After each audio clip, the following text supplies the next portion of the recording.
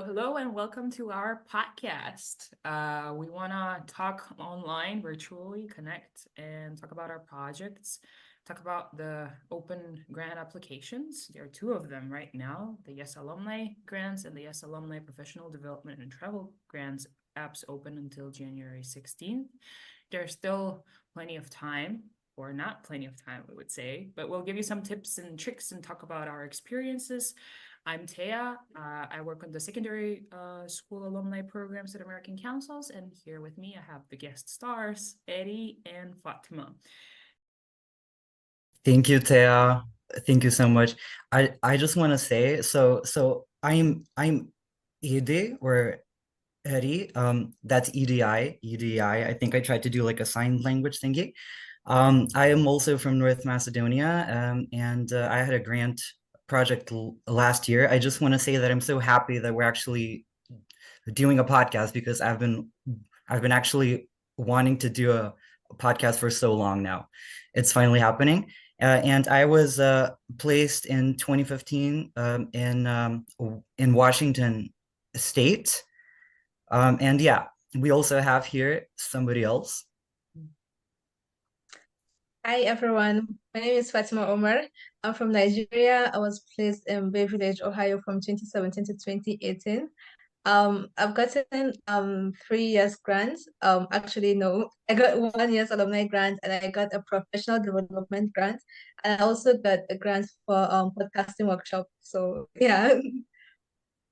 Thank you. This is a great opening. So we want to talk a little bit more laid back. We have some tea sessions, which are pretty much informal, and we wanted to do this online podcast in a very informal way, where we talk about everything about regarding grants, and especially my favorite topic is like overcoming some challenges, obstacles along the ways. I have prepared some questions and we can sort through them, but first I want to hear a little bit more about the projects that you did. So Edi, can you walk us through the application that you submitted? Like, what was the project idea? What happened? Oh How yes, did of it go? course. Yeah, so I had only one YES Alumni grant project, and it was a biodiversity research camp that lasted for 2 whole weeks in the mountains here in North Macedonia. And that was last year in 2022. We did that in collaboration with my NGO, the student.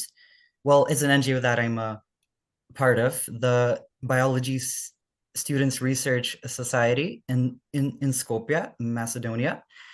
So that was it in a nutshell. It was a lot of fun, and now I would love to hear more about Fatima. She had one or two projects. She had 2 projects. She had a follow-up grant. She had a We follow-up grant. promised to speak about YES Alumni grants only because they didn't Yeah. think they didn't think that actually Fatima has experience in both. So maybe she can touch upon both the topics.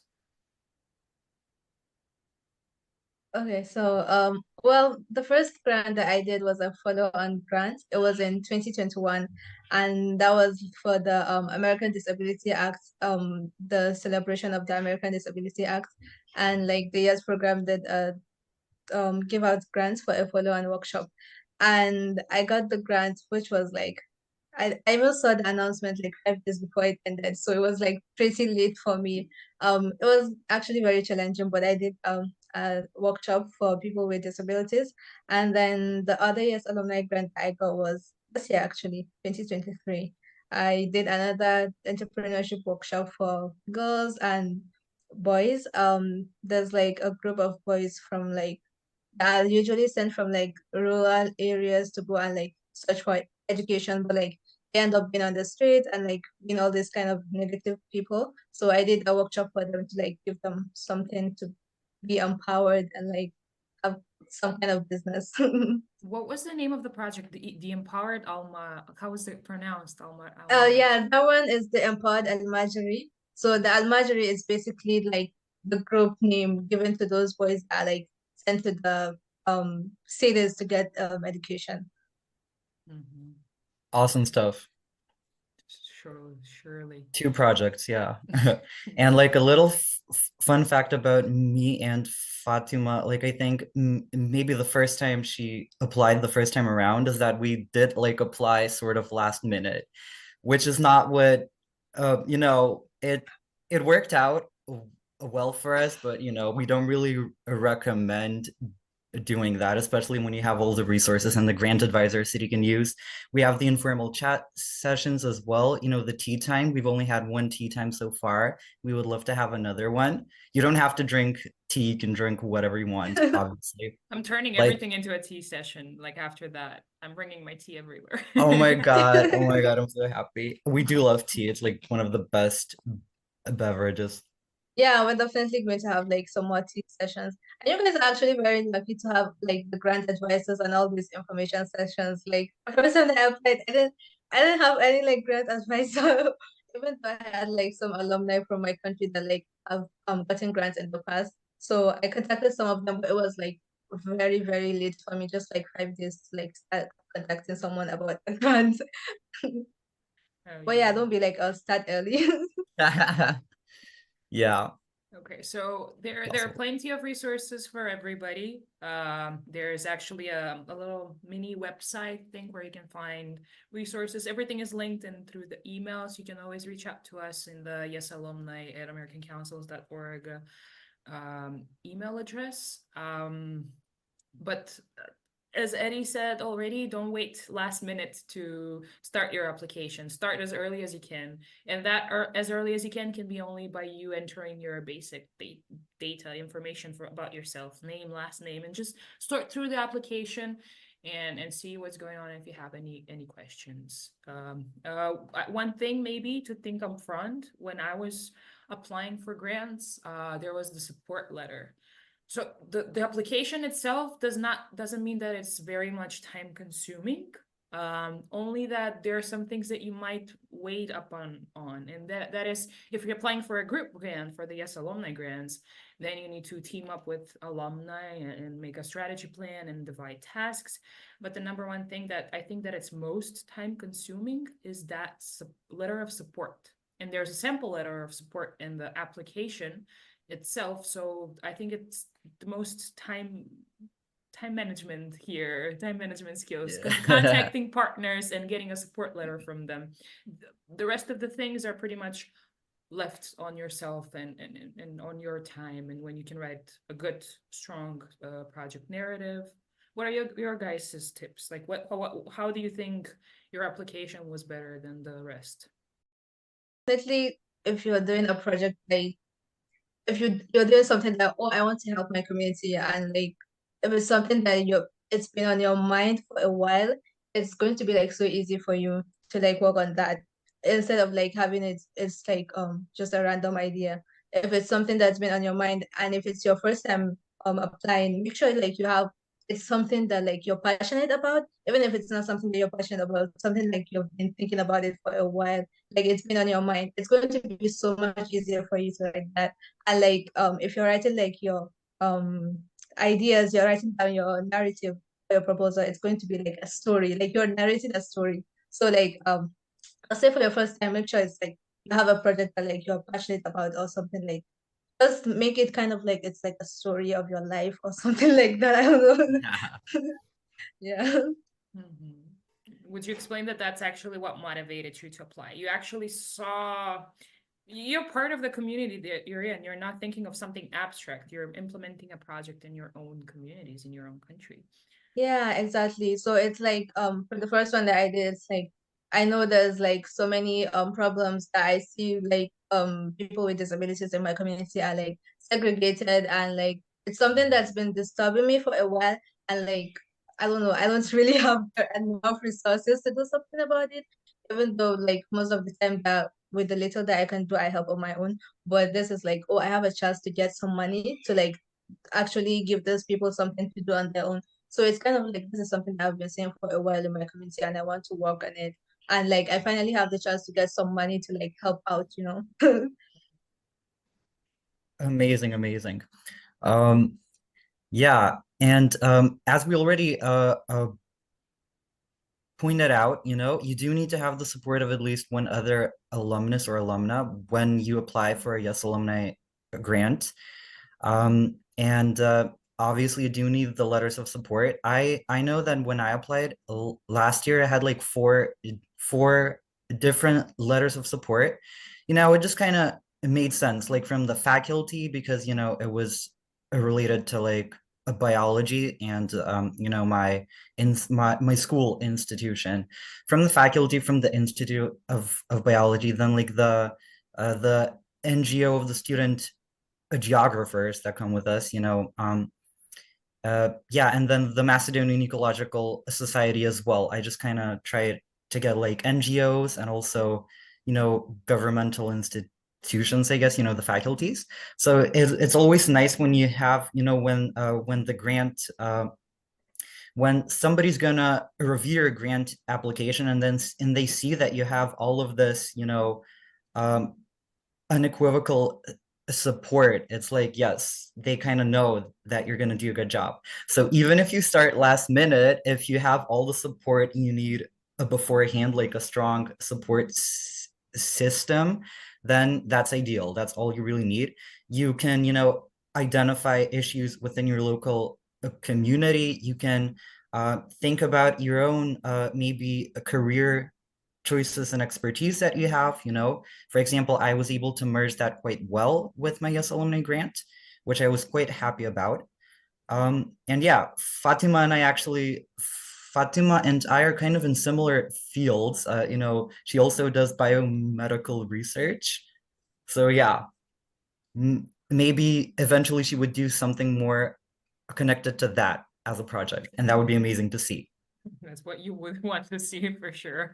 Yeah, for sure. How did you guys decide to pair up actually? Because there are a bunch of others, like there are 8 grant of advisors this year. Well, Why did okay, so you- the fun facts. Yeah, so well, we do not actually get a choice who to pair up with as grant advisors, but this was like a perfect fit because she, Fatima had gone to the workshop in Malaysia about podcasting, which I In sort of thought Morocco, about. actually. Where was it, in America? It's the one in Morocco, actually, that I Oh, went in to. Morocco. Oh, I'm sorry. I'm Yeah, sorry. Yeah, I think they had one in Malaysia as well. Malaysia. Yeah. Mistaken. Yeah. I did think about applying myself, but then I was too busy with like college and stuff. But I'm so glad that you did that. And in the meantime, in Macedonia, I thought about starting my own podcast about biology and ecology, like environmental business. So I didn't really actually follow through with that. So as I said, I'm happy to finally be a part of some kind of podcast. It's so much fun. Yeah, so we didn't actually choose ourselves, but like we're kind of similar in our fields, our interests and like our school stuff. Yeah.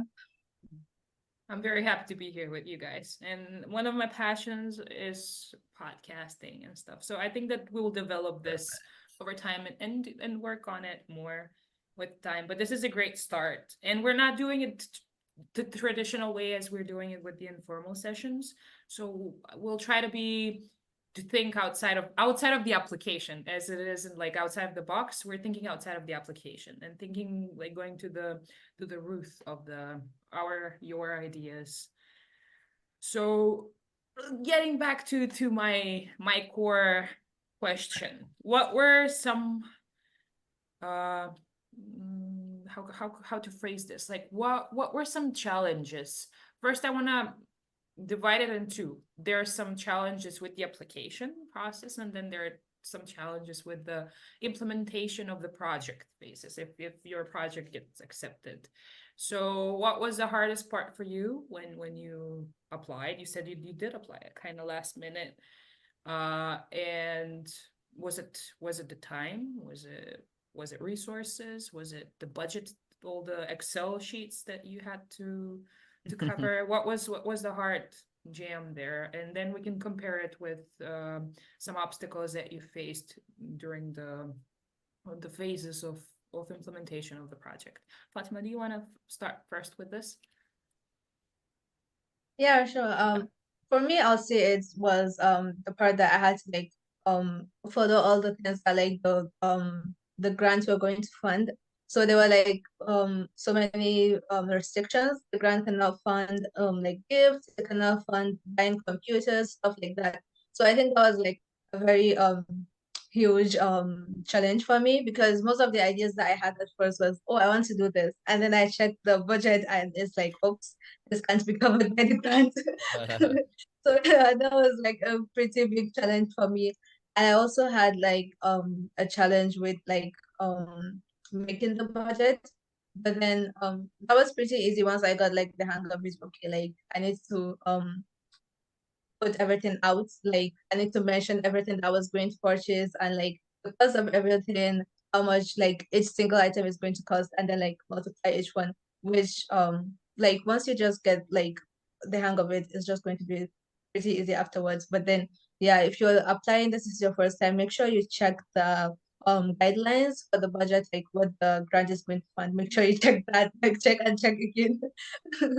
So how did you, do you mind diving a little deeper in this application process of yours specifically? So you were, your first idea from what I talked with you, I think, is that you wanted to buy supplies like for all the people that were involved in the project to start a business with it, to have it as a tool, resources, like to buy actual materials which are not allowed within like the budget frame. So how did you figure out a way on still keeping with your idea, but it falling into the budget dues and Yeah, cons? so the first idea that I had actually was even to like donate some stuff, Mhm. and then that was like completely out of it because like donations cannot be sponsored. So I had to like put that out, and then afterwards I was like, okay, I'm going to like do an entrepreneurship workshop, like teach them some job that they can do.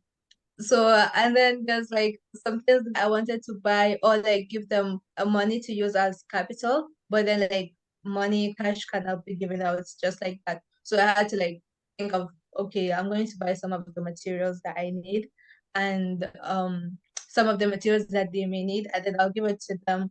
And like as they're doing the training, as they're going on with the training, they'll still have some of those items left over. So with all those leftovers, I can like package them and give them as like a package at the end so that they can start their own business. And for the boys, which like it was I that was like when I was decided to work with the Center for like people with physical disabilities in my city. So they kind of did have inside the center they have like a space that they make wheelchairs. So I decided to, okay, let's do something like that, and that's going to like support their business and also like train other people to do that. So as I train those Perfect. people, they can come to the center and like be working there. So it's not like, okay, I don't actually have to give them money to buy this or buy that. They can just come to the center and like be doing their job. Hmm. Yeah, so as we said, it's really crucial that you have that support, right? Yeah, And you have exactly. like a letter to prove it. And And when you don't have the money to maybe get something that you would like to have in your project, you can always do, cost share is what we call it. So that's in coordination with like your um it can be like with your sponsors, your exactly. supporters. Uh Do you wanna um do you wanna tell us, Eddie? Have you thought of a challenge Yes, in yeah, particular? yeah, sort of that. So yeah, well, with regard to like the grant application itself, I wouldn't say that we really had many challenges because I did mention our student NGO, the Research Society for Biologists, and basically I want to touch a little bit about project sustainability because this is like a project that we've been doing for like at that point it had been like 29 years. I mean, I haven't been in the NGO for that long, for sure. I'm not that old anyways. And the thing is that we do this every July where we spend 2 weeks essentially camping near a mountain lodge in our country, and we research all of the flora, the fauna, and the fungi of the region. So we do this every year, right? And we know how to write it. The thing about project a proposal writing, uh, when you want to obtain a grant, it's that's absolutely a skill. It's a skill you can learn and cultivate. So we don't, Fatima and I did not know how to magically write a grant the first time we tried, but then you learn as you participate in writing different grants, and sometimes you might like help somebody out, sometimes you might be the main writer of the grant a proposal. So it was like easy in that sense. We're a student NGO. A thing about students is that we don't have a lot of money. And a thing about research, like biological research and even biomedical research, of course, is that it costs a lot of money. So, these things kind of, you have to find like a way to fund your ideas that would leave that would make a good impact in your local community. So it was easy to apply for the grant, but then the fun part is once, the grant reviewers, they were like, yes, we like your project idea. And I believe I keep forgetting April or May when they respond, that period of the grant application where it's like, we like your idea, but we have a bunch of follow-up questions. And we talked about this, like, that, for example, I got 19 follow-up questions. 10 of them were with regards to the proposal itself, and 9 of them with regards to the the budget, the fun stuff we do in Excel. That does sound a little bit intimidating, getting that many follow-up questions, but I like your spirit. That not Yeah. discouraging you. And I'm sure that the new applicants are not gonna get 19 follow-on questions, because you guys are gonna hear all the insights and how to write a great proposal. But I think that what's the most important part is to how well you're gonna develop that narrative. Like, tell us to up to any, like, the smallest detail, what is your idea, and when we get it, what you're passionate about and that you're sure that you can execute, that's a green light. And then it's just a support communication with follow-on questions and timelines and everything. Okay, lovely. So Eddie, do you want to tell us of obstacles, maybe in the sense Yeah. of the project implementation?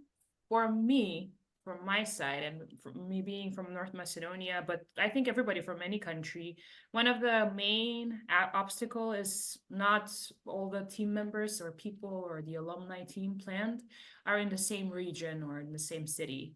So I think we talked about this somewhere in the informal chats, but I want to point it out here as well, is that your project does not have to be in vivo, in person only. Yes. So we spoke about having both components, like a virtual one where you gather together and do some parts of the project online, and then getting together for the finale. What was your experience? What were some obstacles along the way?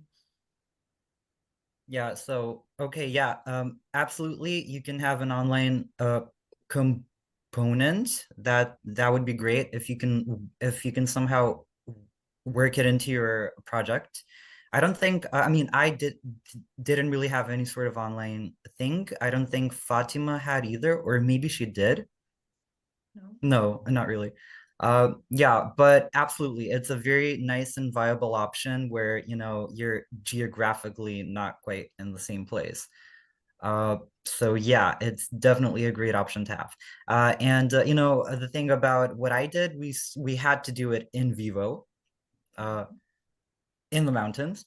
And the thing is, it's always kind of a hassle, but I mean, it's fun, but still, you have to like manage all of your human resources as good as you can, as well as possible. And it's like you have so many people there because yeah, you want to do all of this research, but obviously you can't do all of it alone because somebody is gonna specialize in one thing and others are gonna specialize in something else, and then you're gonna have more experienced people and less experienced people, and you have to like work with all of that and make it work somehow while you're there. And when the thing about if you do like an outdoorsy type of project like I did, you also got to think about, you definitely want to think about risk management and like, you got to be flexible. You have to have a flexible, let's say like a workshop agenda because, Plan the weather C, conditions, Z, all the plans, right?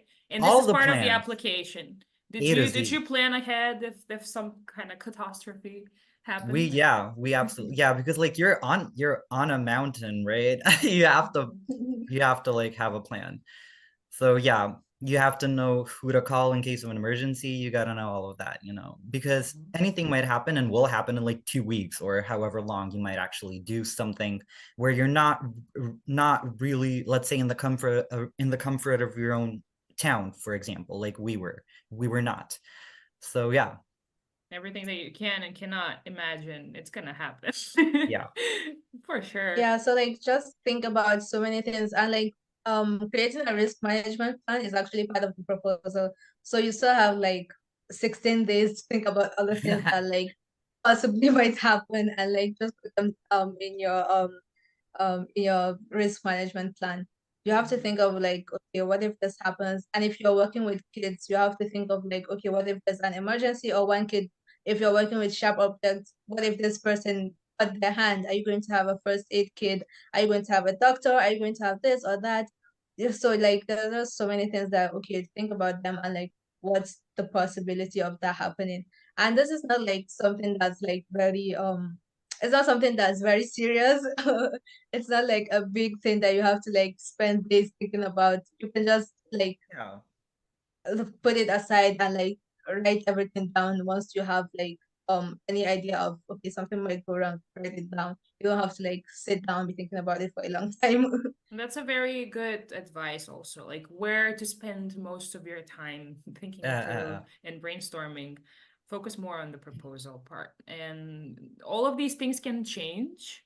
So don't stress out if okay, I'm writing this strict timeline. No, it's not a strict timeline. Everything can happen and can change. They have Flexibility is the name of the game. flexibility. Exactly. Yeah, don't spend so much time on things that are like not really important. Put most of your time into like the budget and like the actual proposal writing. Don't don't spend time thinking about your project name. Because I think the first time I had the project, I was like thinking of, okay, what am I going to name this project? I like my partner and I were thinking about it for like so long, and like I only had 5 days, so I spent like a whole day thinking about what am I going to name this project. You can have like a project idea just pop up in your head, even in the bathroom. That's funny. Also, I want to connect kind of here. There are plenty of tools online that you can use that can help you out with brainstorming. And if you're stuck with an idea or will help me come up with a catchy name for my project, yes, ChatGPT. But be careful abusing tools like that as well in the proposal because there are also a lot of tools that can tell us if it's written with ChatGPT or not. But do smartly use everything that you have with resources around you, and Yeah. and and really don't stress so much about the name. Yes, a catchy name can catch an eye and catch our attention, but your proposal, yes, we need to speak about that more in the next session. How Yeah. to. Uh, but there's gonna be plenty to cover next time. But I want to move to the project to the projects that you did in the sense of how has the grant impacted your community. So this is more to the question why to apply and why to do a grant, and the amount of money that it's like grant given, it can seem a little or it can seem a lot just from anyone's perspective, but still it's the idea behind it and like the cost share, the partnership. So I'm interested in the impact part. How has the grant impacted your community, or the community that you were involved during the project, and can you somehow distinguish here like the direct and the indirect beneficiaries? I think for me, I'll say it was like for my project, both the ones that I got the as alumni grants were empowerment projects. And like for me, I'm like very much like into empowerment and like being independent and all that. So yeah, I like to see people like, just even if it's like something that oh like for example, I'm on a scholarship, even though I get a stipend, but like I'm still like baking and like, it's not every time like I don't get stipend like every month, but like yeah, at least I have like some money that I can buy bread without telling my mom all the time, like, oh, I need money to buy bread. So yeah. And I did like the first I did for like people with disability. Like I said, it was a big problem in my community that I see, and like it's pretty obvious. Everybody can see that. It's just that some people have a means to do it and some people don't.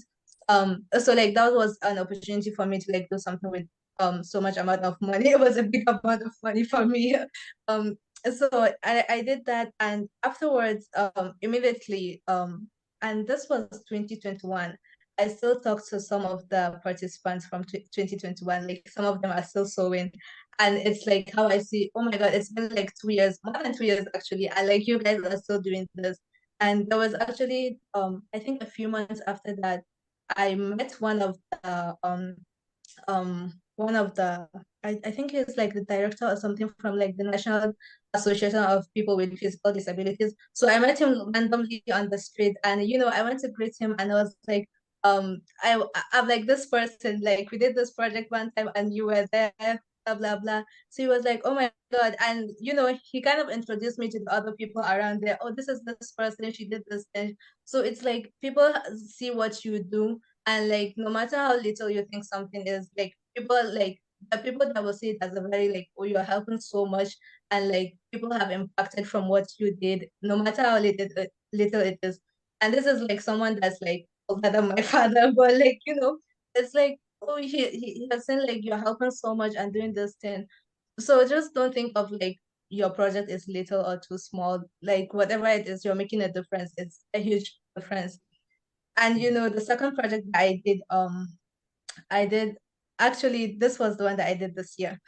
So I did for some girls and some like boys, and I'll say the impact was like mostly immediate, because this is like, for me, I like baking, so I did like a baking workshop for the girls, and then the boys were taught how to make shoes. So for the girls, I see that like it's girls that like they're teenagers. Most of them are like 18, 19. Most of them will get married off. So actually, yeah. So I'm just like, okay, you guys can have something to do, like, be independent, even if like your Mhm. parents are going to get you married off, you have something to do.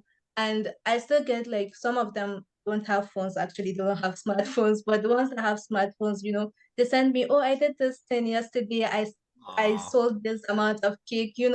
It's like I like seeing that my project is like going on. It's been like 6 months now, 5 months actually that I finished, and like I still get some messages from some of them. So it's pretty like when you do something, some might be the impact might be immediate, and some the impact might be like take a while before it shows off, but you still do something and like make sure that it's sustainable. It's something that like you can come back months later and be like, oh, I did this. I really, really like that Amazing. perspective. I want to connect with you here, even though it's not like through the YES Alumni Grants Opportunities apps open now. When we did the Global Youth Service Day project, we did a Matka Canyon cleanup and Vodno cleanup, like the Yes, mountain area, yes, and like yes, yeah, you were there too. I was Uh, there. so how we saw the impact, like the amount of money that we got for the grant, we actually used it to buy plastic bags, to buy anything that we needed for a cleanup. And that wasn't a lot of resources. And we did cost share, like with the community organization that was disposing the garbage ecologically, how they're supposed to do it. And how we saw the direct impact was as we were walking up the mountain, um, and picking up garbage through the like on the road, there were people looking at us and greeting us with a smile, and coming like and starting to pick up some trash along their ways too. So that was the first hand experience and the first sight of us. Oh, we're making some positive impact and change. We're waking people up. Not that maybe they weren't the ones that were polluting, but all of the sudden they were not even like angry for the pollution around them. They were like, oh, okay, we're joining these young, fabulous people's spirit and cleaning up Fabulous. the yes. That's really amazing. Okay, Eddie, do you want to close up with your part? What's your experience with this? How did you impact the community? Yeah, well, as we said, we have the direct and then the indirect beneficiaries. So the direct beneficiaries in my case would absolutely be like all of the members of the NGO. And the thing was, after the COVID, when the pandemic was in full motion, unfortunately, the NGO sort of fell down because you can't really do online biology that well. It's just not really a thing. So the NGO sort of went through the like this struggling period, but then we totally had a comeback, and we had like a great comeback in 2022. It was amazing to see, and I'm so happy that now it's almost 2024 at this point. I guess it will be once we post this podcast actually. And the NGO right now is thriving, so I'm glad that we had that very successful year. We did like the research camp for 2 weeks, and we did other events as well, and it was great. So that was quite amazing to see. And then the thing about biological research, so well, obviously the students like are the ones who are gonna gain the most out of all of the hands-on field work experience. They're going to gain the most out of it. But then what you do, I want to bring up one of my favorite things, which is project visibility. You use the power of social media and traditional media, maybe, to like let everybody else know, spread the news far and wide. It's like, this is what I did, because I know I did a cool and amazing thing. And I want everybody to know about it. So, you can like raise conscience, you can spread awareness and like wake everybody up. Doesn't mean that they need it to be woken up, but we can always use a reminder and a refresher about certain important topics that concern all of us. For example, the environment, all of that. So yeah, we did do a lot of cool things with Instagram especially. And yeah, I think we did like we set like a very nice precedent for all of our next camps and everything that we do. Big like. Yeah. Okay. Thank you so much, guys. I think this is a cut for our pilot or first episode of our workshop. We're gonna dive deeper in the next one, maybe in the project proposal, how to write a strong one, focus more on the application. Hope until this episode releases and then the next one, our listeners have made some progress on their applications. So again, we can reach us out, and we'll be always here to support you. If you have any questions, do not hesitate to contact us, please. Our grant advisors even have their own working hours, and if you guys want to share that as well. Edi, how can people reach you, and at what times? Okay, well, we're in the same time zone, so Fatima, do you want to go first? I guess we can share our emails and stuff. Maybe. Yeah. And I do obviously want to mention once again, we have the tea times, our cute little tea times that we would love to have all of you join, so that you can share like the progress that you've made on your applications, and you can ask us anything you would want to. Absolutely. The first step is probably just to join the WhatsApp chat. And oh yeah, for sure. We have reminders there. Do you want to read? Once you fill out the Google form that like has been shared out, you fill it out, you'll be in the mailing list, and you'll be in the WhatsApp group. So once you're there, you get like information about everything, like all the information sessions, this tea time and whatever it is. So you also get our phone numbers there and you get our emails there. So you can, I don't know, for me, you can actually like message me at any time. I might be in school or sleeping, but I'll try to reply immediately I wake up or when I get the free time. And mostly like Sunday, that's like the day that I'm free. I don't have school or anything on that day. So yeah, you can reach out on Sunday or you can reach out anytime after 7 p.m. 7 p.m. Get inspired by Fatima's busy schedule. Don't get frightened from it. You can do it all.